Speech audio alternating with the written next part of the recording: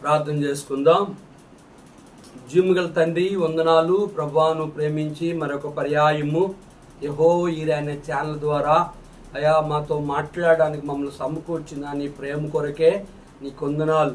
ప్రపంచంలో నరహంతకుల కొరకే ప్రార్థిస్తున్నాను. ఏ నరహంతకుడు నరకానికి పోకుండా అయా నీ ఏర్పాట్లు ఉన్న వారిని నీ రక్షణ కార్యం జరిగించి దేవాని పరలోక రాజ్యానికి సిద్ధపరచమని నీ లేఖనాల ద్వారా మాతో మాట్లాడమని ఎబ్రీ పత్రిక గ్రంథము ద్వారా మా జీవితాల్లో మేము ఏ రీతిగా నీ కొరకు ఆత్మీయ తీవ్రతగా నీ సేవించాలో బయలుపరచమని యేసు నామంలో వేడుకుంటున్నాం తండ్రి, ఆమేన్.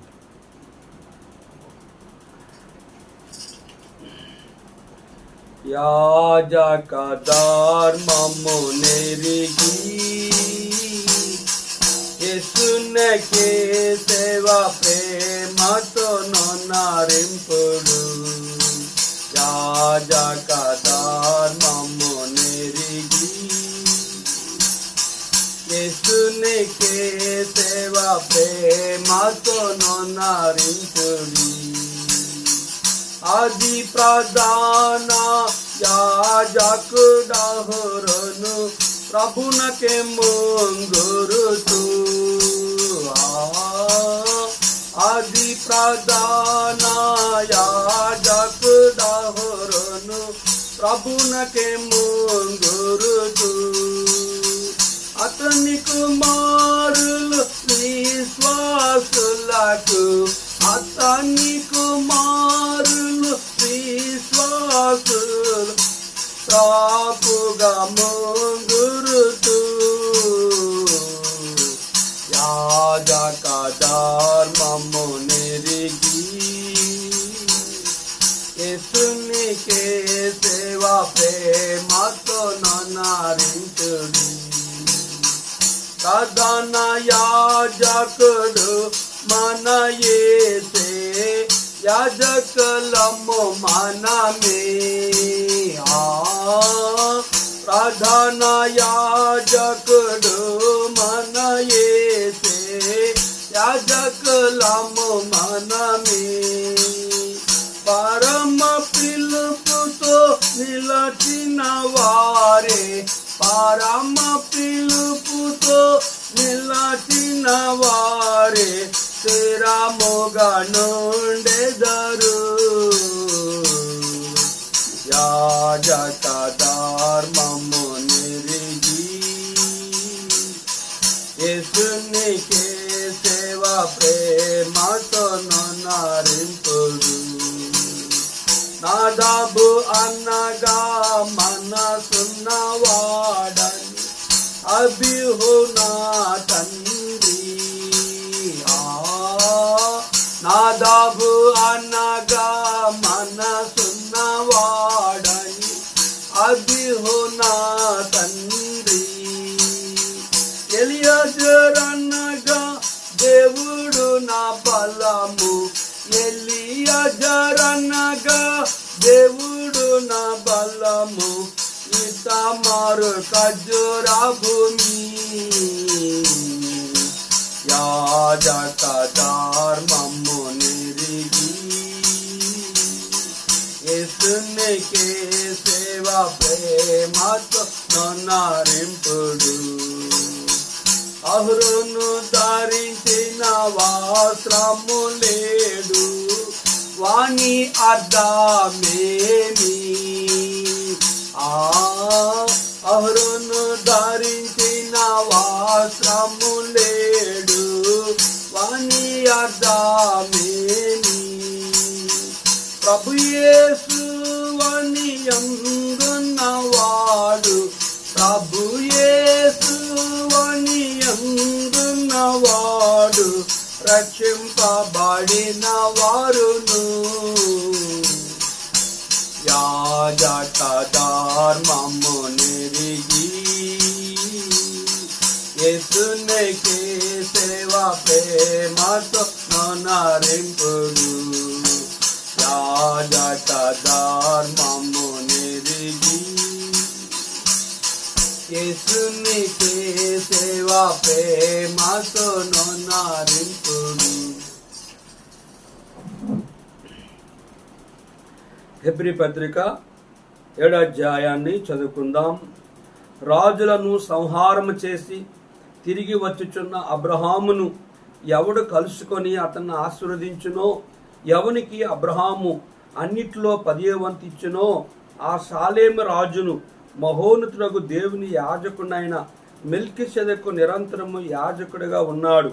అతని పేరునకు మొదట నీతి రాజని, తర్వాత సమాధానపు రాజని అర్థమిచ్చినట్టు షాలేము రాజని అర్థం. అతడు తండ్రి లేనివాడును, తల్లి లేనివాడును, వంశావళి లేనివాడును, జీవితకాలమునకు ఆది అయినను, జీవమునకు అంతమైన లేనివాడినయుండి దేవుని కుమారుని పోలి ఉన్నాడు. ఆ శ్రేష్టంబు గ్రంథములో ఎచ్చోట చూచిన ఆదరణయున్నది, సుఖదుఖములో వాగ్దానమున్నది, విశ్వాసముంచి ధ్యానించుడి, విశ్వాసముంచి ధ్యానించుడి.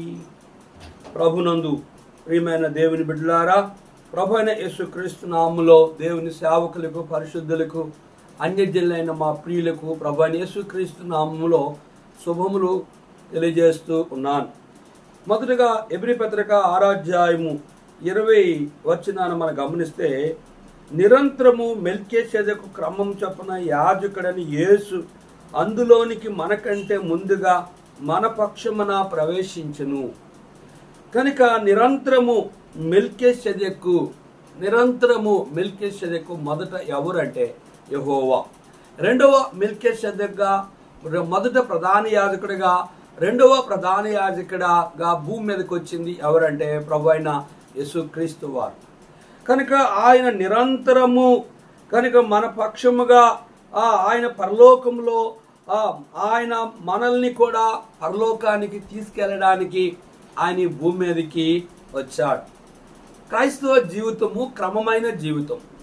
అక్రమకారులారా నా ఎదురును తొలగిపోండి అంటాడు. కానీ ఇక్కడ రాయబడిన లేఖన భాగంలో ఆ ప్రధాన యాజకుడు ఎట్లా ఈ భూమి మీదకి వచ్చాడంటే, కోలు గొర్రెల రక్తం ద్వారా పాపక్షమాపణ కలగనక తానే యేసు అని ప్రధాన యాజకుడిగా భూమి మీదకి వచ్చి నిరంతరము మెల్కీసెదెకు క్రమము చొప్పున యేసు అందులోనికి మనకంటే ముందుగా ప్రవేశించును. కనుక మన పక్షమున ప్రవేశించును, మనకంటే ముందుగా పరలోకములో ప్రవేశించి పరలోకాన్ని సిద్ధపరిచి మనల్ని కూడా తన రాజ్యానికి సిద్ధపరచడానికి ఆయన ఇష్టపడుతూ ఉన్నాడు.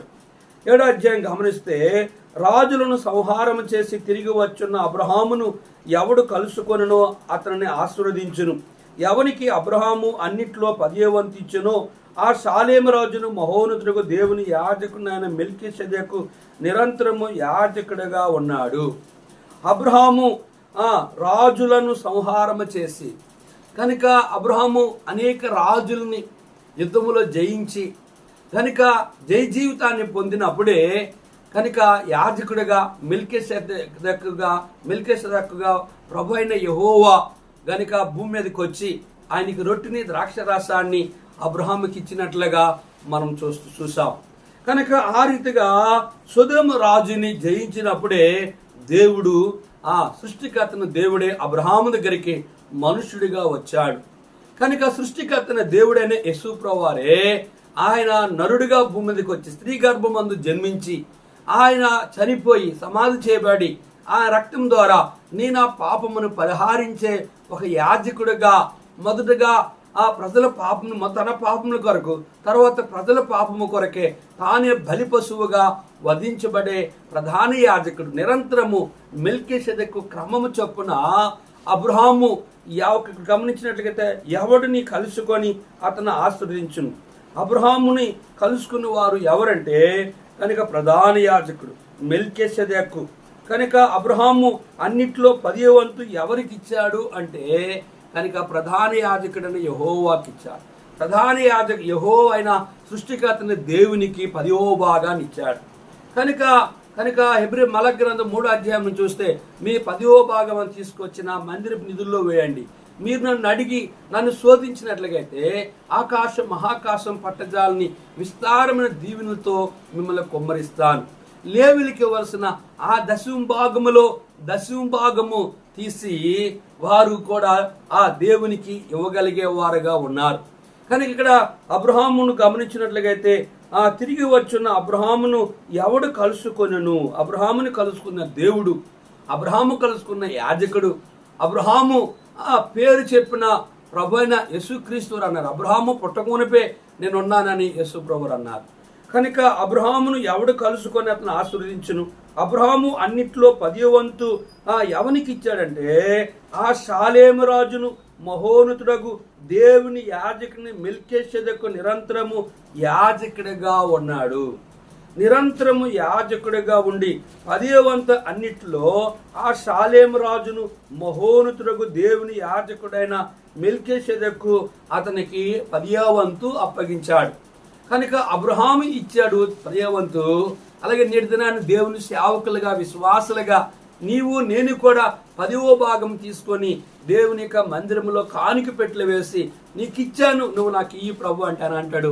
ఆకాశం మహాకాశం పట్టజాలని విస్తారమైన దీవెనలతో నేను మిమ్మల్ని కుమ్మరిస్తాను. నేటి దినాన్ని విశ్వాసులు సేవకులు కూడా చాలా మంది 10వ భాగమును ఇయ్యలేని వారై ఉన్నారు. కనుక అటువంటి అవిధేయులుగా బలని పాల్గొంటారు, ఆరాధన చేస్తారు, బోధ చేస్తారు, ఇతరులకు చెప్తారు, కానీ వారు మాత్రము దేవునికి ఇవ్వవలసిన భాగమును వారు ఎవరు. పాత నిబంధనలో 10వ భాగం ఉంది.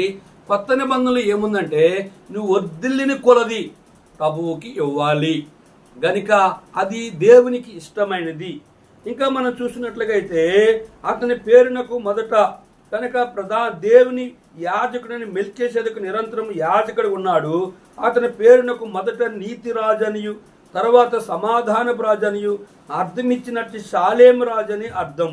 అతడు తండ్రి లేనివాడును తల్లి లేనివాడును వంశావళి లేనివాడును జీవితకాలమునకు ఆది అయినను జీవమునకు అంతమైన లేనివాడినై ఉండి దేవుని కుమారుని పోలి ఉన్నాడు. మెల్కీషెదెకు ఈ భూమి మీదకి వచ్చి అబ్రహాముకి రొట్టె ద్రాక్షరసం ఇచ్చాడు. అబ్రహాము యెహోవాకి ఏమి ఇచ్చాడంటే 10వ భాగం ఇచ్చాడు.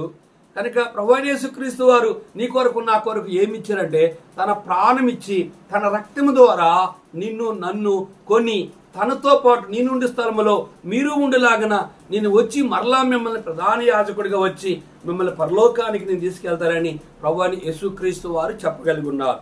కనుక మొదట అతని పేరు ఏం పేరంటే నీతికి రాజని, రెండవది సమాధానపు రాజని, మూడవది షాలేము రాజని. కనుక అతడు నీతి రాజు, రెండవది సమాధానపు రాజు, మూడవది షాలేము రాజు, నీతిమంతుడైన, రెండవది సమాధాన పుత్రుడు, సమాధానకర్త, నాలుగవది షాలేము రాజని అతనికి పేరు. కనుక అట్టి సృష్టికర్తను దేవుడు ఎట్లున్నాడంటే తండ్రి లేనివాడు తల్లి లేనివాడు వంశావళి లేనివాడు జీవిత కాలమునకు జీవిత దినములకు ఆది ఆయనే జీవమునకు అంతము ఆయన అంతము లేనివాడినయుండి నిరంతరము దేవుని కుమారుని పోలి ఉన్నాడు. ఎవరైనా మనుషుడిగా వచ్చినప్పుడు కూడా ఆయన దేవుడు, రాజులకు రాజు, ప్రభువులకు ప్రభు, నీతి రాజు, సమాధానపు రాజు, షాలేము రాజు. కనుక అట్టి సృష్టికర్తన దేవునికి తండ్రి ఉంటే తల్లి ఉంటే వంశం ఉంటే కనుక కొన్ని నెలలు కొన్ని సంవత్సరాలు ఉన్నట్లుగా అయితే కొన్ని యుగాలు మాత్రమే ఉన్నట్లుగా అయితే అతడు దేవుడు కాబడడు. అతడు స్త్రీ గర్భములో పుట్టినవాడైతే అందుకే యెహోవా అంటే అర్థం ఏంటంటే ఉన్నవాడు అన్నువాడు. ఈ సృష్టి ఏమీ లేనప్పుడు ఉండే దేవుని పేరే యెహోవా. ఆయనకి తండ్రి ఉంటే ఆయనకి తల్లి ఉంటే ఆయనకి వంశావళి ఉంటే ఆయన మానవుడు అవుతాడు. కనుక ప్రభువైన యేసుక్రీస్తు వారు మరియ గర్భములో జన్మించడానికి దేవదూత చెప్పింది, మరియాను గర్భము ధరించి కుమారుని కంటావు, పుట్టబో శిశువు పరిశుద్ధుడే దేవుని కుమారుడు అని చెప్పినప్పుడు మరి అన్నది నేను కన్యకని కదా, ఇది ఎట్లా జరుగుతుందంటే పరిశుద్ధాత్మని కమ్ముకుంటది, పుట్టబో శిశువు పరిశుద్ధుడే దేవుని కుమారుడు అని దేవదూత చెప్పింది. కానీ మరియా నీ కుమారుడు అవుతాడని దేవదూత చెప్పలేదు.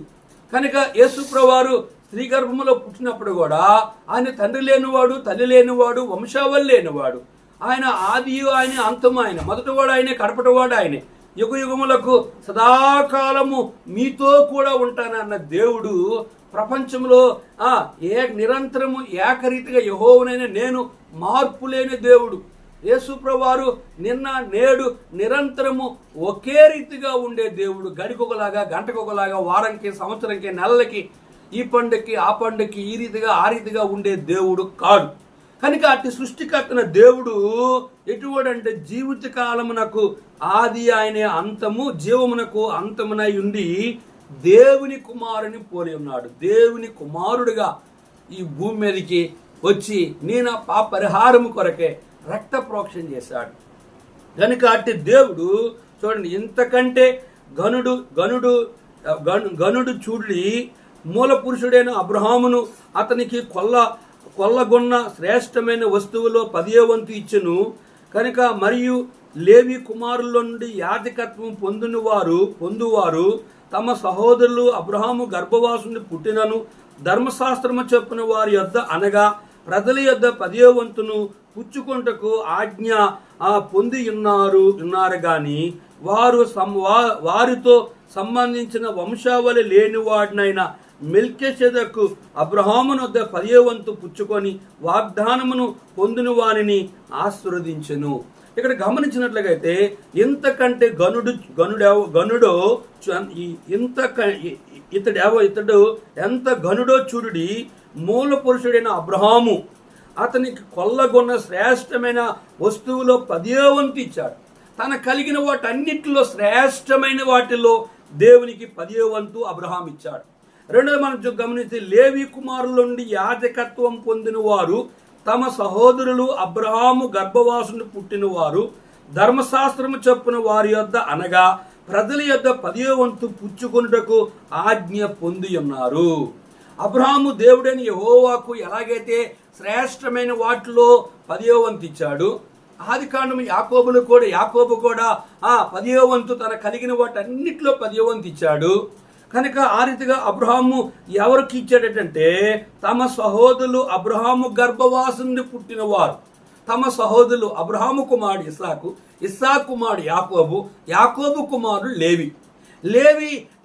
లేవీలు మాత్రమే దేవుడు యాజకులుగా చేసుకున్నాడు. వీళ్ళు ఎక్కడి నుంచి వచ్చారంటే అబ్రహాము నుంచి వచ్చారు.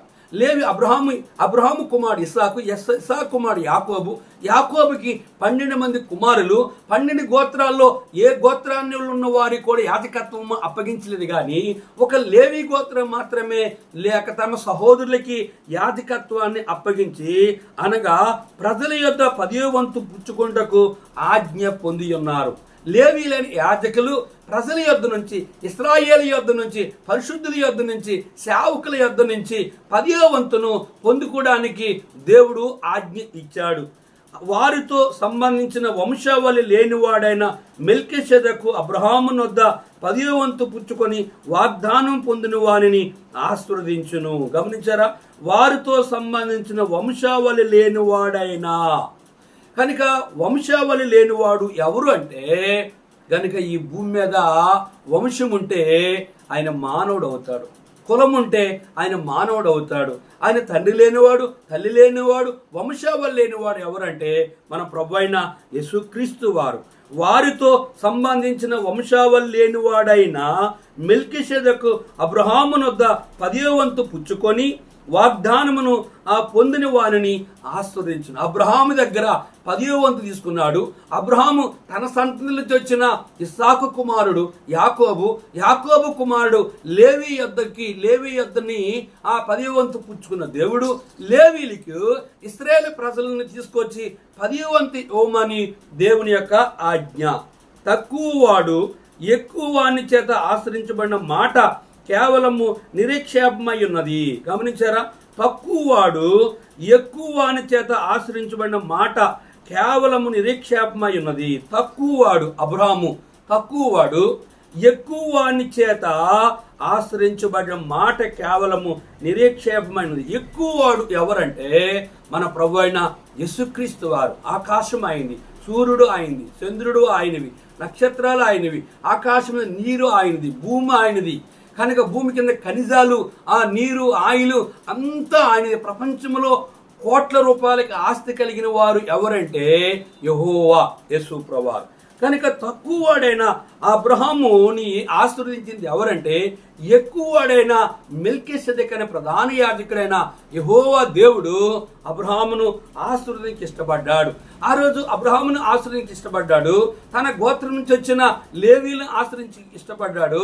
తన యొక్క దేవుని ఆరాధనకి వచ్చిన ఇశ్రాయేలు ప్రజలైన వారు కూడా వారు కలిగిన దశమ భాగము, కృతజ్ఞత సమర్పణ, ప్రతిష్టార్పణ, దశమ భాగము, శ్రేష్ఠ భాగము కనుక నీ ఆస్తుల భాగము నీవు కూడా దేవునికి ఇచ్చింది అంటాడు.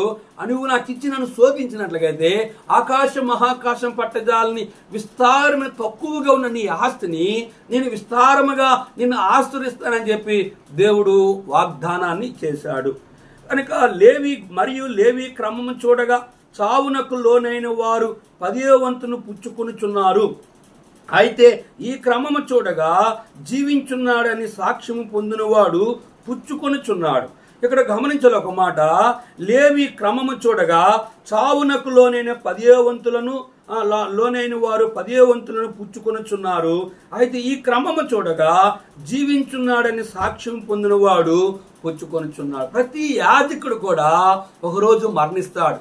నిత్య యాజకుడు, నిత్యము మెల్కీసెదెకు నిత్యము ఉండే దేవుడు ఎవరంటే ప్రభువైన యేసుక్రీస్తు వారు. ఆయనకైతే చావు లేదు.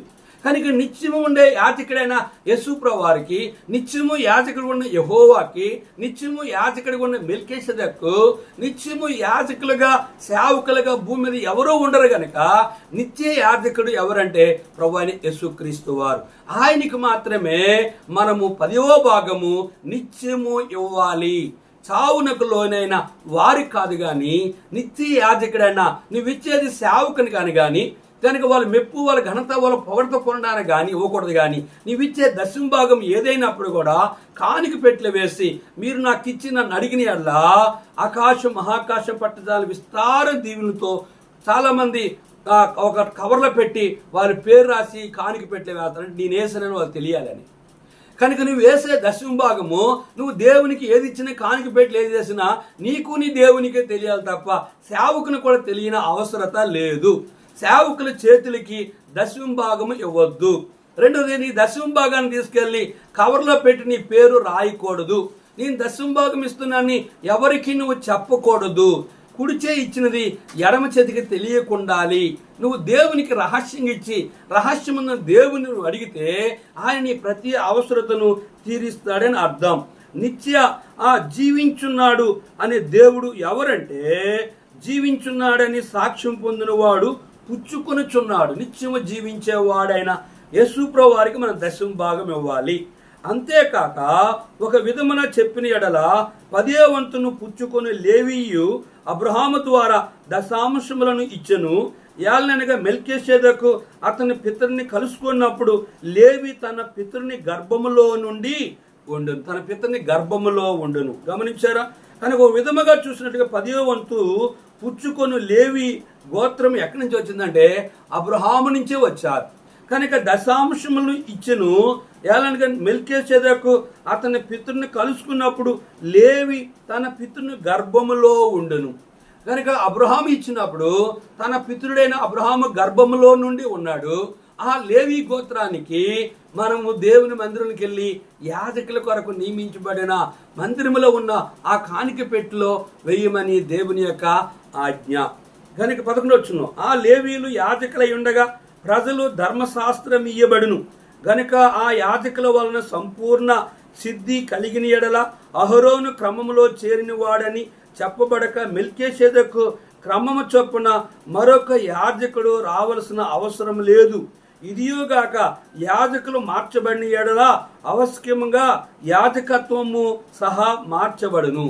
ఇక్కడ లేవి గోత్రాన్ని మాత్రమే దేవుడు యాజకులుగా నియమించాడు, సంపూర్ణంగా సిద్ధి కలిగించాడు. అహరోను క్రమంలో చేరిన వారు మెల్కీసెదెకు క్రమంలో చేరిన వారుగా ఉన్నారు. అంతేగాని వేరొక యాజకుడు రావలసిన అవసరము లేదు. రెండోది, ఇది వేరొక యాజకుడు వస్తే ఇదియోగాక యాజకులు మార్చబడిన అవశ్యముగా యాజకత్వ ధర్మము కూడా లేవీలు మారిస్తే, యాజకులు మారిస్తే, కనుక లేవి క్రమం మారిస్తే, యాజకత్వం మారిస్తే ధర్మశాస్త్రం కూడా మార్చాలి. కనుక దేనిని యాజకులను మార్చిన అవసరం లేదు. కనుక ఒకసారి కనుక మీరే యాజకులుగా ఉండాలా, మేము ఉండకూడదని చెప్పి దాతాను, అబీరాము, కోరాబు వాళ్ళు వ్యతిరేకముగా వారు అన్యాజ్ఞ తీసుకొచ్చి యాజకత్వం గురించి పోరాడినప్పుడు కనుక దేవుడు వారిని ఏం చేశాడంటే భూమిని నెరవేర్చినట్టు చేసి వారు 270 మందిని భూమిలోనికి దేవుడు వారిని పంపించేశాడు. మిగిలిన వారు గోత్రముల వారు కనుక మోషేకి, అహరోనికి భయపడ్డారు.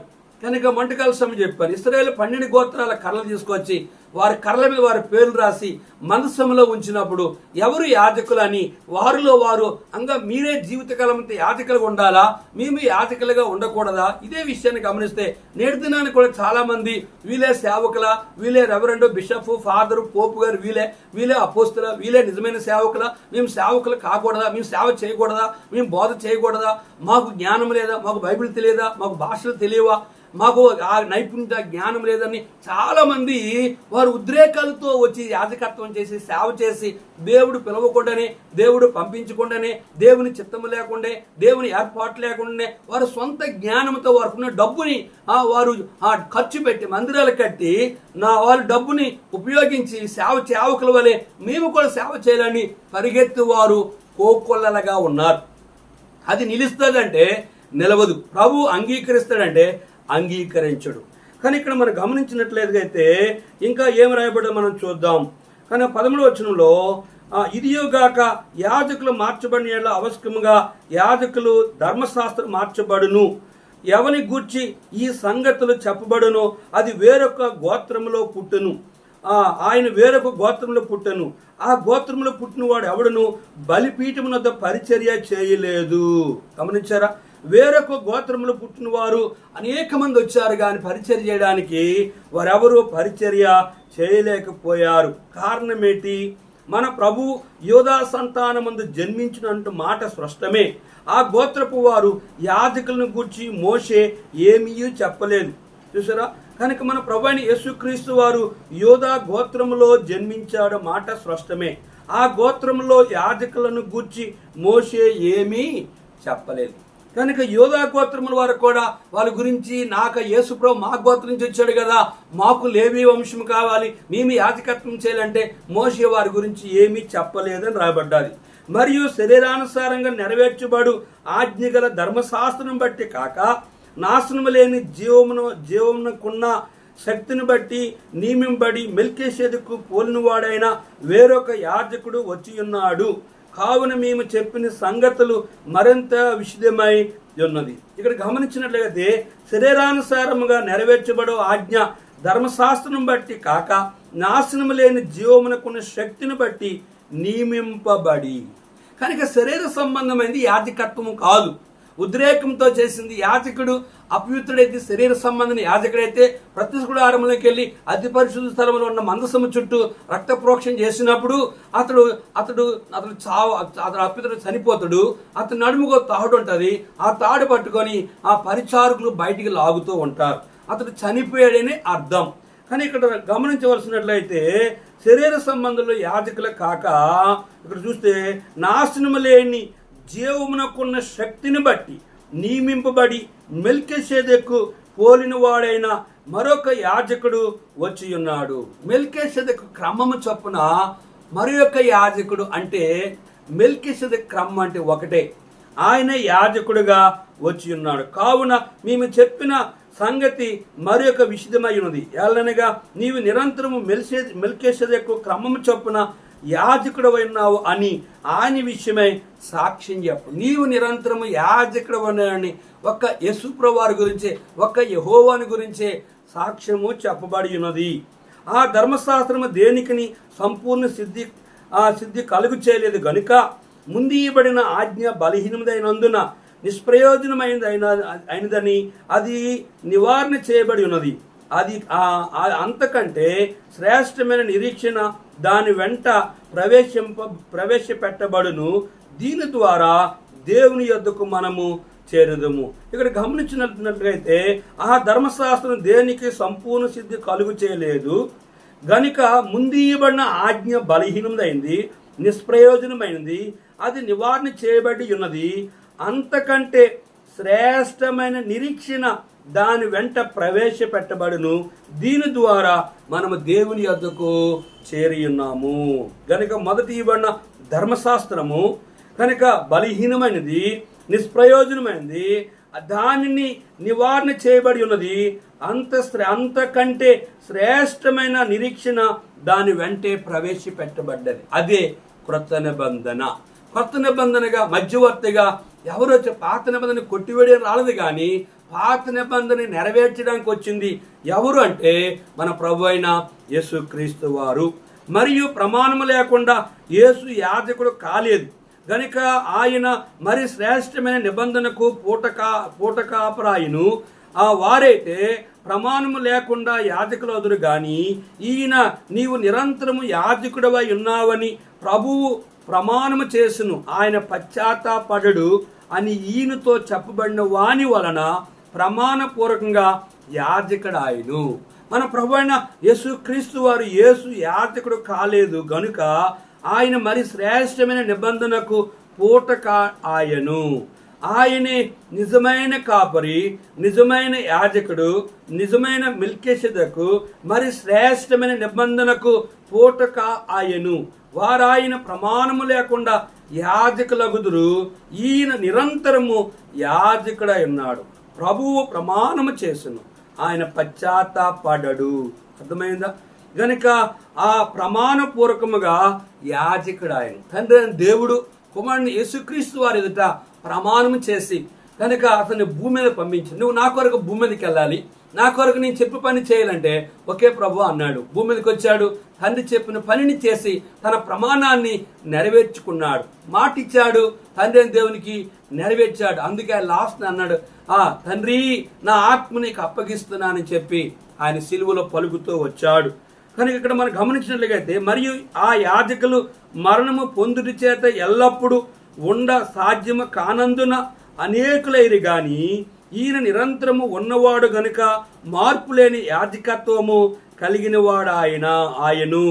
కనుక ఈ భూమి మీద ఉన్న సేవకులు యాజకులు చనిపోతారు. వారు నిత్యము ఉండే యాజకులు కాదు గనుక ఎల్లప్పుడూ ఉండకుండా సాధ్యము కానందున అనేకులు చనిపోయారు గాని ఈయన నిరంతరము ఉన్నవాడు గనుక మార్పు లేని యాజకత్వము కలిగిన వాడు ఆయను.